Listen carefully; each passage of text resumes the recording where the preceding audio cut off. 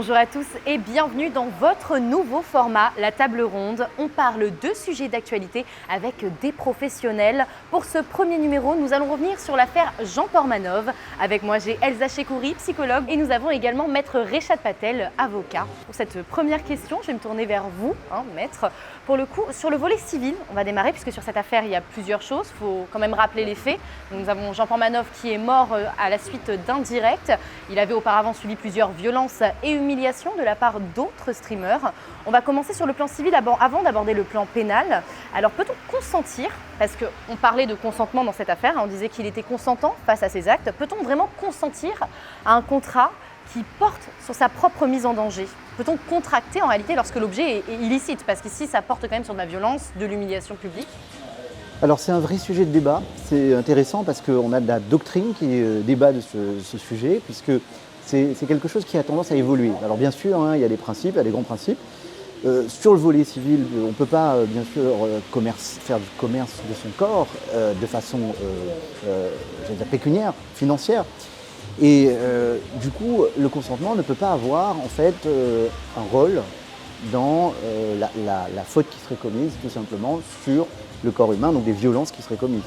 Donc, en principe, le consentement ne peut pas avoir de prise là-dessus.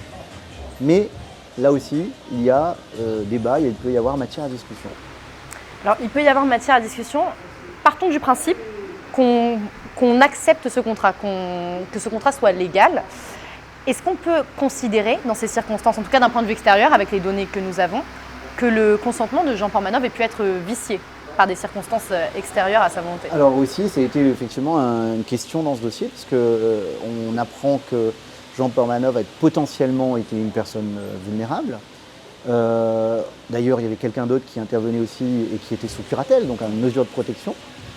Et là, effectivement, ça pose la question de l'existence réelle du consentement. Et en droit civil, quand quelqu'un passe un contrat et qu'elle n'est pas saine d'esprit, c'est comme ça qu'on dit, eh bien, le contrat peut être nul, tout simplement. Donc annulable par toute personne intéressée, et notamment par le procureur de la République, qui même sur le plan civil peut intervenir. Donc là, on parle de vice du consentement au niveau du droit, donc au niveau purement civil. Je vais me tourner vers vous, Elsa, d'un point de vue purement psychologique cette fois-ci.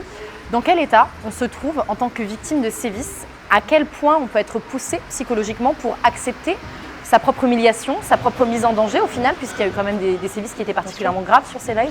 Après, c'est vrai qu'on a un profil quand même psychologique qui est quand même intéressant par rapport à la victime. C'est vrai qu'on peut noter quand même on pense qu'il y aurait une recherche de reconnaissance. Donc il accepte quand même certaines humiliations, voire des violences physiques, des violences psychologiques, morales. Donc finalement, voilà, il accepte et ça nous montre, ça nous laisse à penser en tout cas qu'il y a peut-être une estime de soi qui est délétère, une confiance en soi qui est délétère. Après, il y a quand même une certaine ambivalence dans le sens où il va accepter quand même ses sévices. Mais voilà, il y a quand même des paramètres où parfois dans certaines vidéos on peut le voir, il va vouloir partir, il va vouloir arrêter, mais malgré tout il reste. Donc il est intéressant de questionner aussi sa dépendance aussi par rapport au groupe de streamers qui lui ont infligé justement ces sévices. Alors, vous parlez justement de violence à l'heure actuelle et de moments où il disait stop à ces violences, et on l'a vu, des extraits de ces vidéos ont pu fuiter. Je vais revenir vers vous. Maître, tout à l'heure on parlait du consentement. À partir du moment où la victime verbalise le mot stop, pour le coup l'absence de consentement est caractérisée. Tout à fait. On a d'ailleurs, c'est intéressant, on peut parler d'ailleurs déjà d'une jurisprudence au niveau de la Cour européenne des droits de l'homme. Qui concernait les pratiques sadomasochistes dans un couple. Et justement, la question du consentement s'était posée dans ces termes-là, puisque l'affaire est venue devant les tribunaux et le couple était consentant, la femme était consentante à ces pratiques-là. Et la Cour dit que, alors, elle était consentante, mais à un moment donné, elle a dit non aussi, à un certain moment. Donc la Cour reconnaît qu'il peut y avoir les deux situations. Pour faire simple, c'est qu'elle reconnaît, elle dit qu'il pourrait y avoir un consentement à ces pratiques-là à partir du moment où ça ne porte pas atteinte à la santé. Mais en l'occurrence, elle avait dit non pour ce cas-là, et donc elle n'a pas reconnu la validité du consentement. Donc vous voyez qu'il y a quand même une nuance à avoir là-dedans. Donc c'est vrai que la question du consentement, alors bien sûr, les limites de tout ça, c'est la santé, la dignité humaine. Le concept de dignité humaine existe en droit. Et plus globalement, on parle aussi d'ordre public, c'est-à-dire on ne peut pas consentir à mettre à disposition son corps dans n'importe quelle situation. D'ailleurs, la loi encadre, je pense au domaine médical, consent à donner, à subir des soins, mais c'est encadré, voilà, et avec un consentement bien éclairé, etc. Mais là aussi, ça reste toujours dans un cadre possible. Alors justement, je vais reprendre vos mots, on parle de dignité humaine. Ma prochaine question, c'est justement qu'en est-il de la dignité humaine? Je pense qu'on peut renvoyer un petit peu à l'arrêt du Conseil d'État rendu en 1995 sur le lancer de nains, où les nains étaient consentants pour être lancés, où il y a quand même eu un refus de la Cour d'accepter cette pratique qui était dite inhumaine. Et puis sous l'ancien Code civil, donc là il y a une trentaine d'années, on avait l'article 6 qui renvoyait directement à la notion de dignité humaine. Ce n'est plus le cas, donc ça reste une notion floue. Oui. Mais est-ce que dans ce cadre-là, on pourrait quand même renvoyer à la dignité humaine, puisqu'on peut dire quand même qu'il y avait des pratiques d'humiliation? Tout à fait. C'est vrai que cette jurisprudence, elle est très connue des étudiants en droit.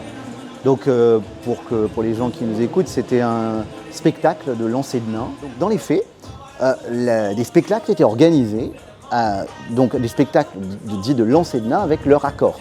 Ils étaient consentants et ils étaient payés pour ça, donc gagner de l'argent. Et ça c'est intéressant parce que l'affaire est venue devant le Conseil d'État et ça intéressait finalement, en cause, il y avait un arrêté de la mairie qui interdisait en fait ces spectacles qui étaient contraires à ce qu'on appelle l'ordre public. Justement parce qu'il y a une notion de dignité humaine, etc. derrière, et donc ça a été reconnu, l'ordre public, comme limite à ces spectacles. Donc finalement, on rejoint l'idée de tout à l'heure, donc de dignité et d'ordre public, il y a cette limite toujours dans la mise à disposition du corps. Donc ça, c'est un garde-fou. Maintenant, il faut pouvoir l'apprécier. Voilà, tout simplement. Alors, actuellement, on a quand même l'article 6 et l'article 16 qui renvoient un petit peu de manière indirecte à la notion de bonnes mœurs. Oui. Est-ce que c'est une continuité de la notion d'ordre public et de dignité humaine, mais en décalage du coup avec ce qu'il y avait il y a 30 ans? Oui, tout à fait. Alors, sachant que ces notions, de toute façon, sont malléables et évoluent avec le temps.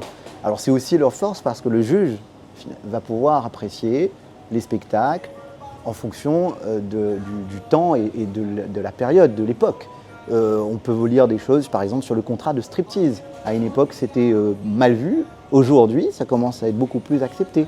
Contrat de striptease, c'est bien une mise à disposition du corps, d'une certaine façon. Donc ça reste intéressant, parce que du coup, ça aurait pu être appréhendé il y a 30-40 ans sous l'angle des bonnes mœurs. Et aujourd'hui, ça n'est plus le cas. Et pourtant, la notion existe toujours. Et donc on peut mettre là-dedans, on peut faire entrer, sortir plusieurs situations, en fonction de l'époque.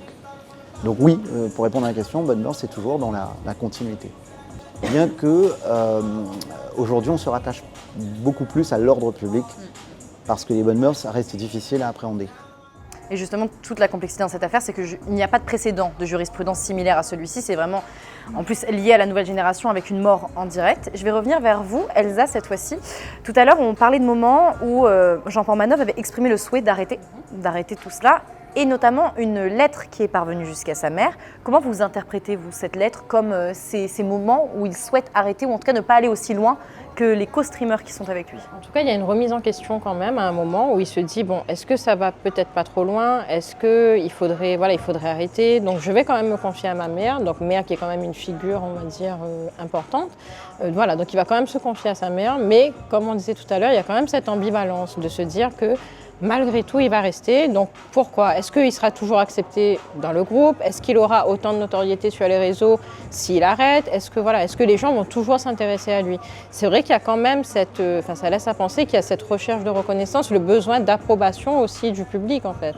De se dire, voilà, est-ce que je vais susciter autant d'intérêt si on arrête en fait, si je décide d'arrêter? Donc il y a quand même l'idée qui est là, mais il ne va pas jusqu'au bout finalement. On a quand même une souffrance liée à ces humiliations, donc c'est ce qu'on ressent, notamment dans sa manière de parler. Vous pensez que du coup, au moment de sa mort, Jean-Paul Manœuvre avait quand même un souhait, il était dans une ambivalence, il était peut-être consentant sur une partie des actes, mais il y avait quand même une volonté peut-être de reculer face à certaines choses qui se passaient. Une volonté peut-être, voilà, on va dire certaines violences peut-être, mais n'étaient pas forcément acceptables pour lui, mais comment ça va être perçu finalement par les streamers qui vont infliger ces souffrances? Est-ce qu'il sera toujours intégré au groupe? Est-ce qu'il y aura toujours autant de commentaires, autant de réactions sur les réseaux? Donc voilà, même si au fond, il estimait que voilà, ça dépassait finalement les normes et les valeurs que lui pourrait avoir, malgré tout, voilà, malheureusement, il est resté. C'est intéressant d'ailleurs parce que ça touche à la limite du consentement et dans quelles conditions il est donné. Et c'est vrai que tout à l'heure on parlait sur le plan civil de ce qui peut être acceptable ou pas en droit.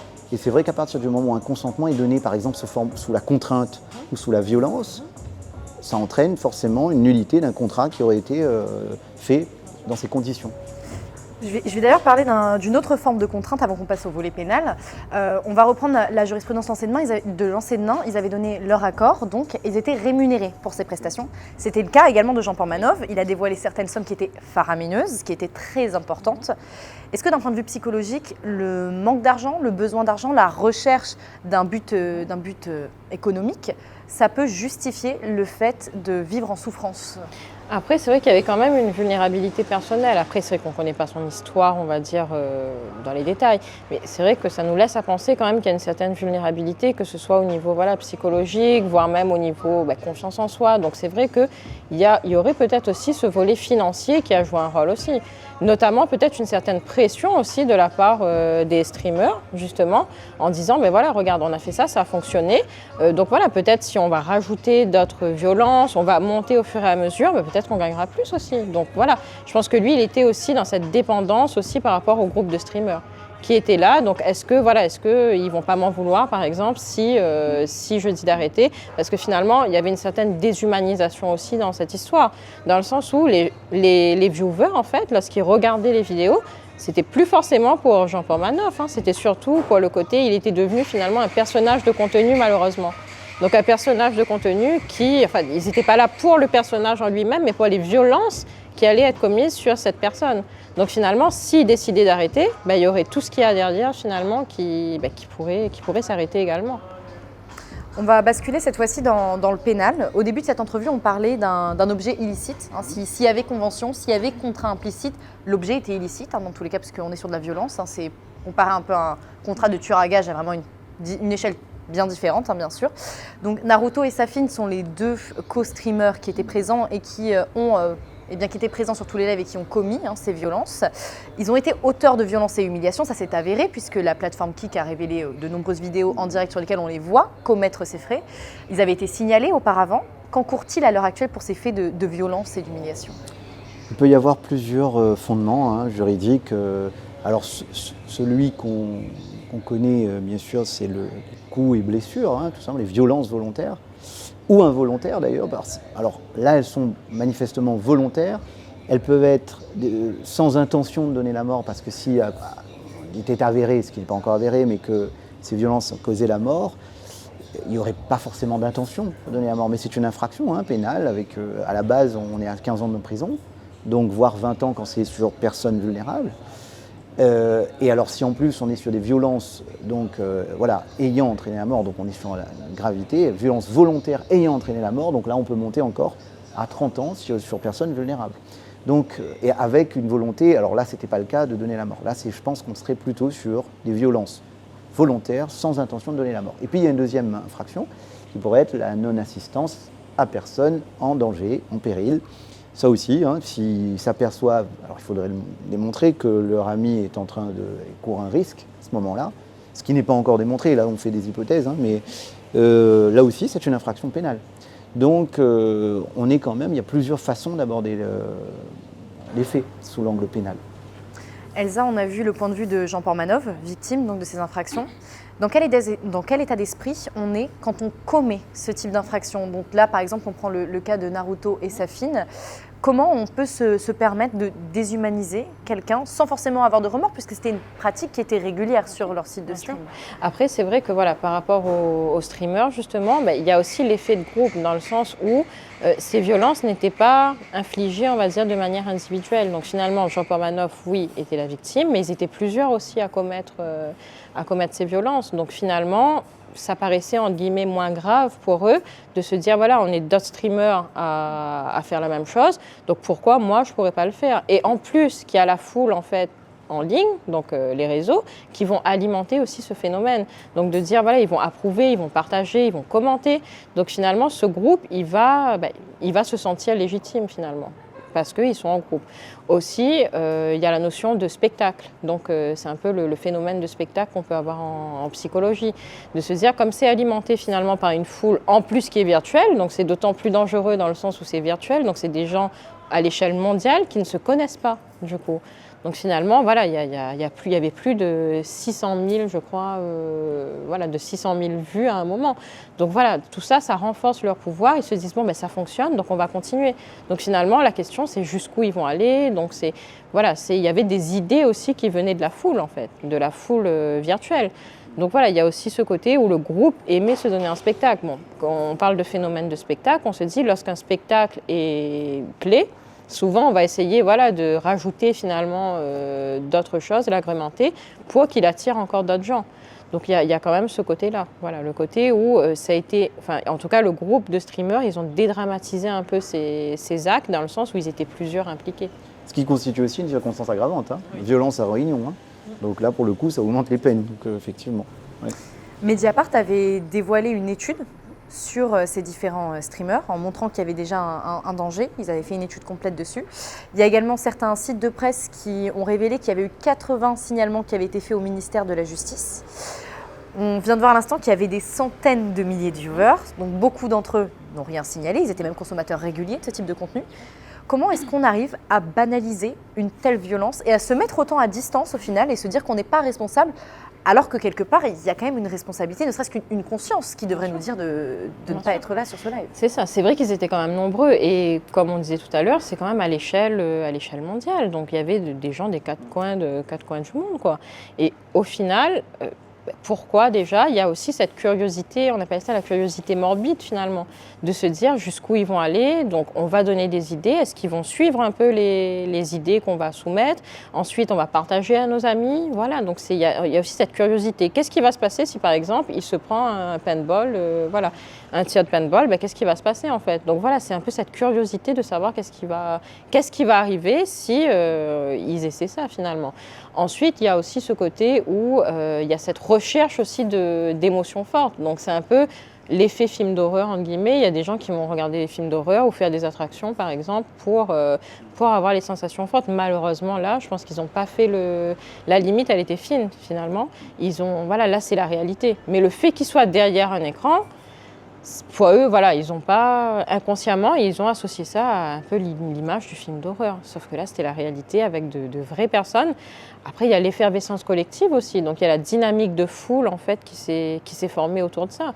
Par les partages, les commentaires, voilà, ils vont inciter d'autres personnes à regarder.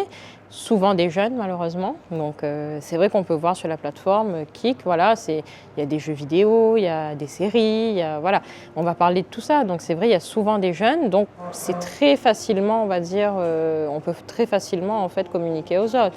Souvent, il y a cette reconnaissance aussi. Donc, les jeunes, ils vont s'identifier au streamer. C'est trop bien ce qu'il fait, j'aimerais bien faire comme lui, par exemple. Et malheureusement, souvent, c'est des choses qui peuvent être reproduites dans la vie quotidienne. D'où la banalisation d'ailleurs. C'est ça, d'où la banalisation. Effectivement, dont on parlait, parce que, et ça fait penser aux faits divers qu'il y a eu récemment à La Réunion, de ces deux jeunes qui ont entraîné une autre jeune fille adolescente à l'écart pour la tuer et qui ont déclaré qu'ils voulaient voir ce que ça faisait de tuer quelqu'un. Donc on voit très bien en fait la banalisation qui s'opère dans l'esprit en fait des jeunes qui regardent. Donc c'est vrai que c'est dangereux pour eux. Alors justement, je vais rester tournée vers vous, maître, pour le coup. On le disait tout à l'heure, il n'y a pas, à l'heure actuelle où nous tournons, en tout cas, de preuves avérées, de lien direct entre la mort de Jean Portmanov et les sévices qu'il a subis auparavant. Donc il n'y a pas de lien avéré. Cette mort, elle est considérée comme étant annexe.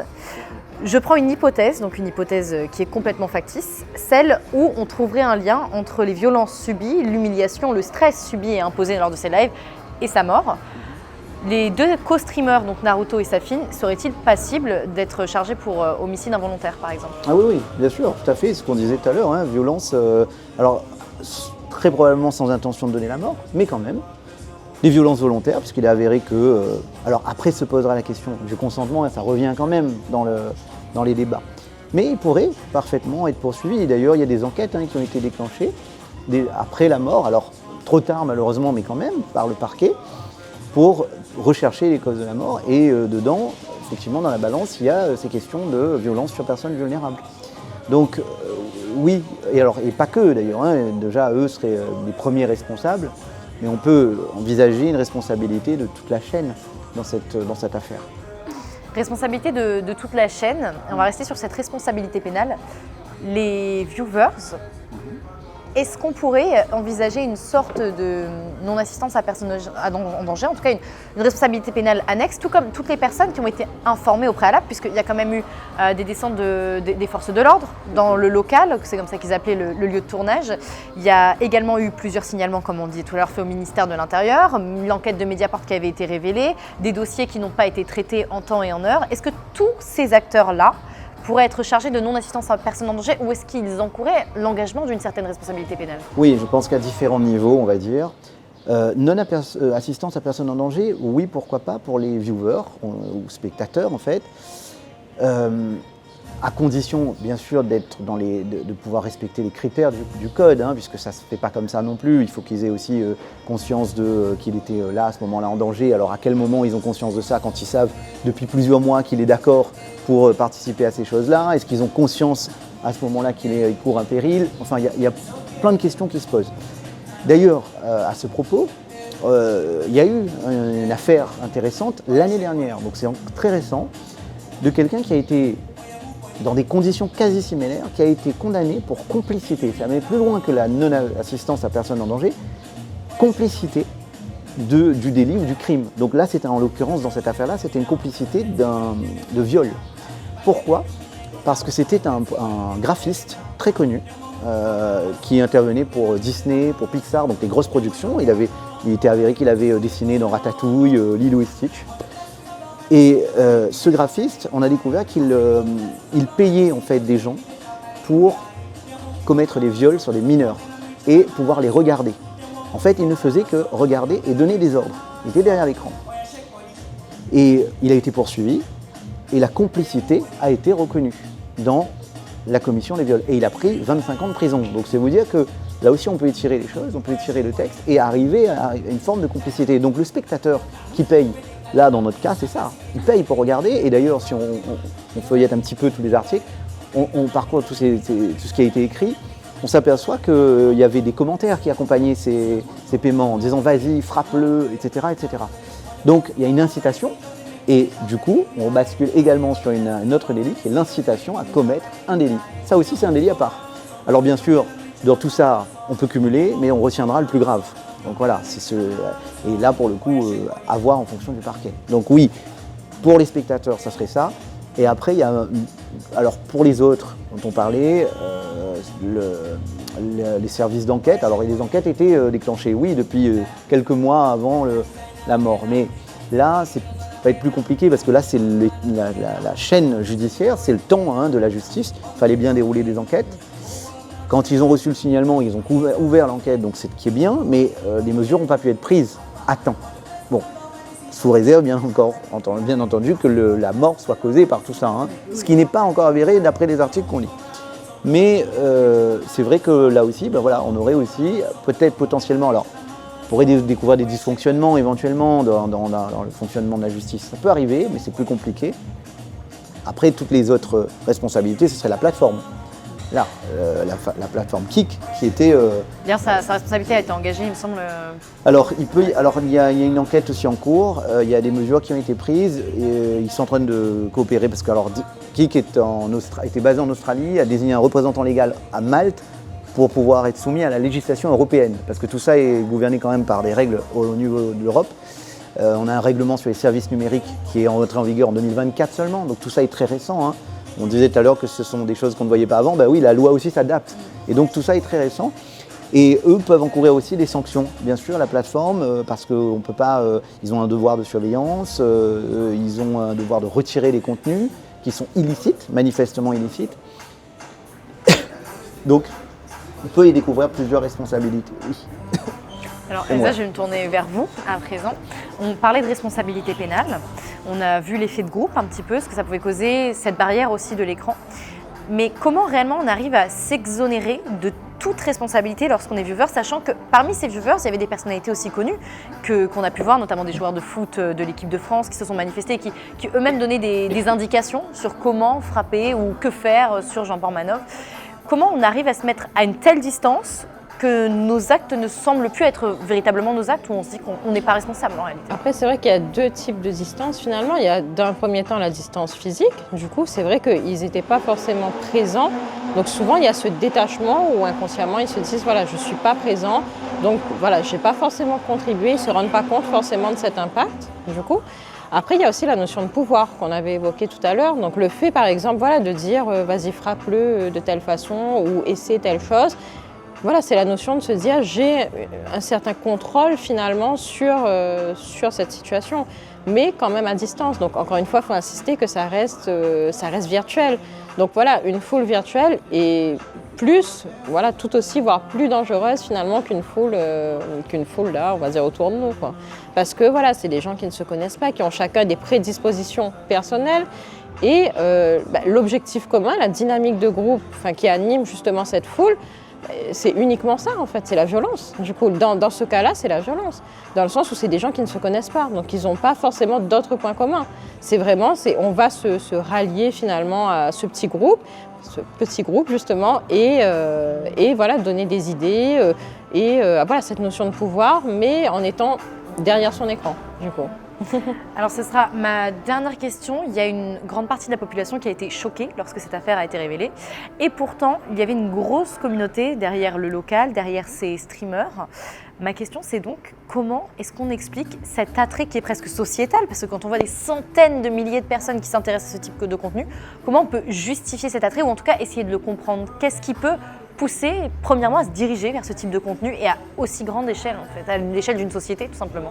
Alors souvent, il y a l'influence aussi. Donc déjà, comme je l'ai dit, il y a beaucoup de jeunes, en fait, dans ces contenus. Donc voilà, ça va être arrivé dans les cours de lycée, de collège, voilà. Tiens, regarde telle vidéo, il se passe ça sur Kik, donc voilà. Donc souvent, il y a l'influence aussi de l'entourage. Ensuite, il y a le fait que ces personnes, souvent, sont des personnes aussi qui ont des profils, on va dire, psychologiques vulnérables, par exemple. Voilà, où ça ne se passe pas forcément peut-être bien dans leur vie quotidienne ou autre. C'est un peu, malheureusement, c'est leur, entre guillemets, leur défouloir à eux, en fait. Voilà, ils vont garder, en fait, toutes ces émotions et c'est leur façon à eux d'extérioriser, malheureusement.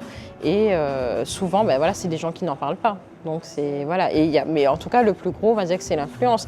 Après, vous avez raison dans le sens où, au départ, voilà, il y a eu pas mal de gens autour de cette vidéo, voilà, qui encourageaient justement ces violences. À partir du moment où il est décédé, la tendance s'est inversée finalement. La tendance s'est inversée dans le sens où c'est pas normal, pourquoi il s'est passé ça, donc voilà, ça aurait pas dû en arriver là. Donc voilà, donc encore une fois, c'est une dynamique de groupe qui s'est inversée. Donc au départ, on va tous se rallier dans cette dynamique de groupe qui est, voilà, on va encourager ces violences, on va donner un peu de pouvoir en fait à cette violence. À partir du moment où c'est devenu plus grave justement, où il y a eu justement un décès, donc voilà, vraiment la gravité, il y a eu une remise en question générale et la tendance s'est inversée du coup. Là on n'est plus sur, mais oui, là on va accuser les streamers qui au départ étaient vus, on va dire, avaient justement ce pouvoir grâce aux viewers aussi, aux commentaires, au partage. Donc finalement, voilà, le fait qu'il y ait eu un événement aussi grave, ça a inversé la tendance et la dynamique de groupe a changé de sens, du coup. Merci beaucoup Elsa pour toutes ces réponses. Et merci beaucoup Richard d'avoir été avec nous. Merci Victoria. C'est comme ça que s'achève le premier épisode de La Table Ronde. On est donc revenu sur l'affaire Jean Portmanov et je vous dis à très vite pour un deuxième épisode.